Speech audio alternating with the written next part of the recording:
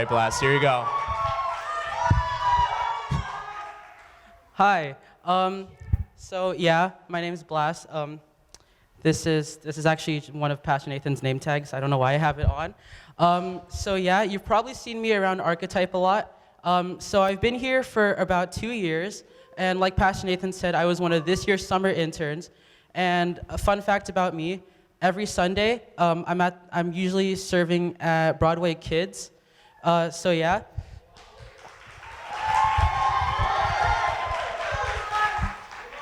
That's gonna happen a lot, isn't it? All right, so a lot of us, probably a lot of us here, you guys have some sort of hobby that you guys might like. Like, for example, anyone here, like, for example, do they play any sport, like basketball or anyone?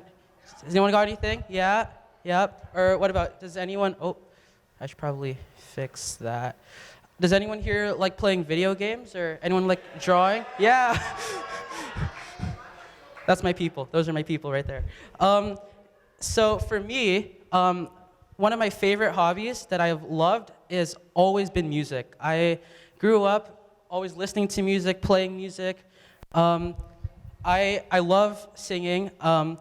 Sometimes when I have friends over at my place, or my parents have friends over at our place, we like to do karaoke and stuff. So yeah, and at the end of the school year, I'm actually a band kid and a choir kid, and at the end of the school year, they like to do a award ceremony, and they like to award I think 2 or 3 people who they think are like the best singers, like outstanding and stuff, and so I actually made it my goal to get one of those awards. Like, I really wanted an award so badly. And I made it my goal. And sadly, this year, I actually didn't. I won one award, but it wasn't the award I wanted. But I was upset, and because I didn't win that year. And the thing is, I was upset because all my hard work and all my effort and all of my time that I put into that award, it led to someone else winning. And I was also upset because I basically spent all of that time just basically losing. And I would assume that some of us here could actually relate. For example, maybe some of you guys might be in like a school sports team, like a school basketball team, and maybe you guys might have wanted to get into it so badly, but you've been benched the entire season, or there's a video game that you really wanted to get good at, and you tried so hard, you grinded like 24 hours into it, and it all led to you just wanting to throw away your controller and deleting the game because you just hated the game so much. And that's one thing we actually tend to do a lot. We tend to put our time and our effort into something which was meant to be enjoyed, was meant to be learned, and for some reason, we like to put extra efforts on things for validation, for recognition, or for our own desires.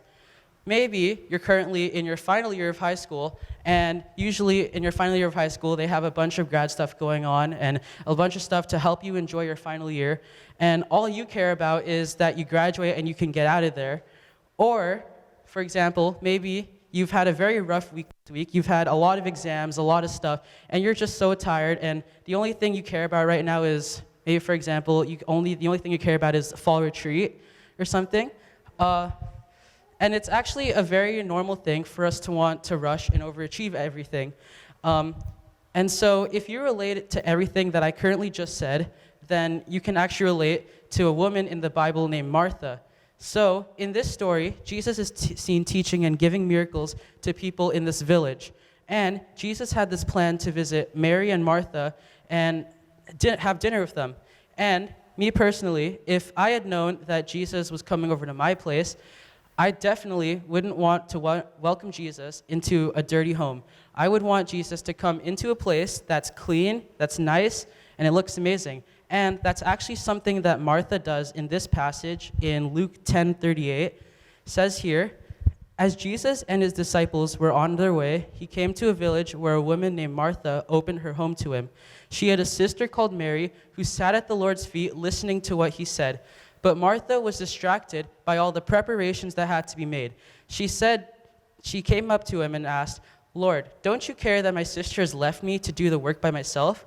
Tell her to help me."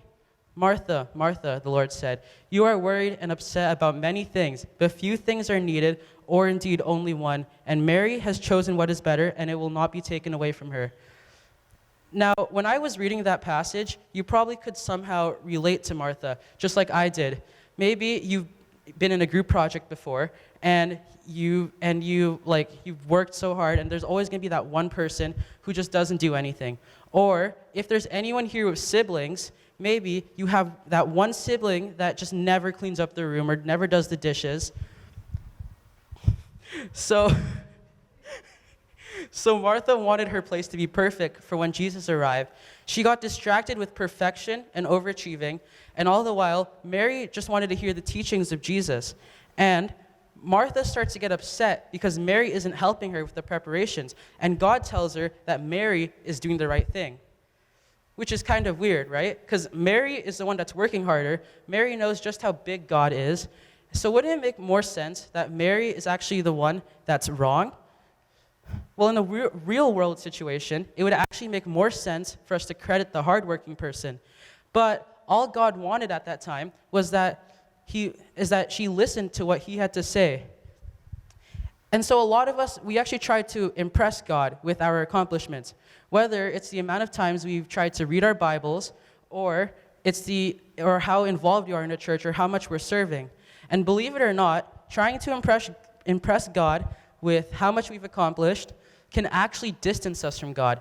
Mary did what God wanted. She sat at Jesus' feet, and she listened to what he had to say. Which is just like how I kept trying to win that award for Best Musician, when really all I should have been doing was enjoying the music. God never expects us to stress ourselves for his love. All he wants is that we try our best. And so maybe we all have a special talent or a special skill that just makes us hardworking people, but God gives us those talents because he knows just exactly because God gives us those talents because he knows that we'll use it wisely. He doesn't want us to try to impress others using what we have and what we know. He wants us to use it to show others he is real. So, if you're actually taking notes right now, this is the first point of the sermon, which is God's gifts are not for our glory, but his glory. So, if we go back to that story in Luke 10:38, Martha puts pressure on herself and believes that everything needs to be perfect for God. She doesn't think about Jesus. Instead, she thinks about how to be perfect for Jesus. And in a way, we're actually kind of like that. We don't think about what's going on right now. All we can think about is how if I fail this test, my life is over. Or if I can't do this the way someone else wants me to, then I should probably just give up. Which is actually not the case, because one test shouldn't define you, or the validation of some big manager or a big coach or a teacher shouldn't either. In Colossians 3:23, it says here, "Whatever you do, work heartily as for the Lord and not for men." So this Bible verse summarizes the point I was trying to make. We should be working for God's glory instead of trying to impress someone else. And that's actually the beautiful thing about God's love. He asked only one simple task of you, that you listen to him, that you love him, and you spread his word, and you spread his gospel around. So let's just quickly talk about this. So we know that God is the creator, and we know that God is the ruler of the earth. So if he is the so-called creator, then why are his needs so simple compared to everyone else's expectations here on earth? That's because nowadays, people expect you to prove your worth, prove that you're loyal, and show you that you're talented. For example, schools. They expect you to walk out of school smart, and they expect you to understand everything they taught you, even though maybe your teacher made like some one hour presentation on who knows what. Or maybe you are in a relationship, or you might have experienced one in the past, and you've had a partner who expected you to show them love all the time and give all of your time to them. People will always uphold expectations from you, and it's just something as humans that we like to do. And in Proverbs 11:23, it says, "The desire of the righteous ends only in good, the expectations of the wicked in wrath." What the Bible is saying here is that people who make greedy expectations for you will only end horribly, whereas people who make expectations that will protect you or make your life easier or better, that only generates good results. So, what about God's expectations from us? Is there anything that God expects from us? Well, the only thing God expects is that we love him, that we trust him, and that we serve him. And in Ephesians 5, it says here, "Follow God's example, therefore, as dearly loved children, and walk in the way of love, just as Christ loved us and gave himself up as a fragrant offering and sacrifice to God." But what does this have to do with the idea of overworking and overachieving? Well, to God, it actually won't matter in the end if you were to mess up an exam or in school, or if you get some big opportunity and you mess it up big time. So, if you're taking notes right now, this is actually the second point of today. Oh, wow, that was fast. God's love is not dependent on what you do. So, God only wants us to love him as he loved us, and to serve him by teaching others about his name. His expectations are made lightly, so we don't have to work hard to get his love. And if we quickly turn back to that passage about Martha and Mary in Luke 10:38, Jesus only had one expectation from Mary and Martha, that they would sit down and listen to what Jesus had to say. But even though I'm saying all of this, doesn't mean I'm telling you to give up everything that you've progressed and everything that you've achieved. God still wants you to be trying your best. He wants you to make the most of your life here on earth. And in Colossians 3:23-24, again, it says, "Whatever you do, work heartily, as for the Lord and not for men, knowing that from the Lord you will receive the inheritance as your reward. You are serving the Lord Christ." So God doesn't put expectations on us so he can accept us. He already loves us, and that itself is actually a reason we should be doing our best, because God loves us as we should love others. So, growing up, I've actually noticed one thing about a lot of people in my school, and for some reason, it's just this obsession over having very high grades. And personally, I've always been one of those people as well who's always tried getting those high grades. Like, I've tried so hard, I would work as hard as I can, and I would end up getting nowhere near where I want. And the thing is that I've actually seen a lot of things happen simply because of the obsession over having high grades.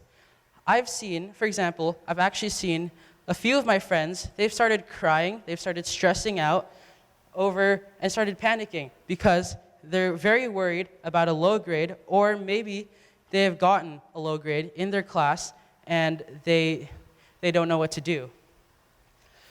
And I've also seen people who have been so happy about a high grade, maybe because they've never gotten one or something, and they've been so excited about it. They're so happy because they finally got that high grade they were working for.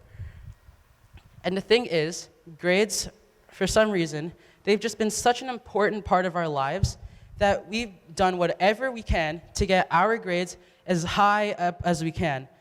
Sometimes we'll spend an entire day or just an entire afternoon, and we'll focus on just trying to get our grades up, trying to study as hard as we can so we can get that high grade. Sometimes we even miss out on big things, like big events and fun times with our friends, because all we've cared about is just getting high grades. And all this just so we can get one mark that will apparently support us in the future. Some of us, we tend to overwork ourselves because we just really want a great future.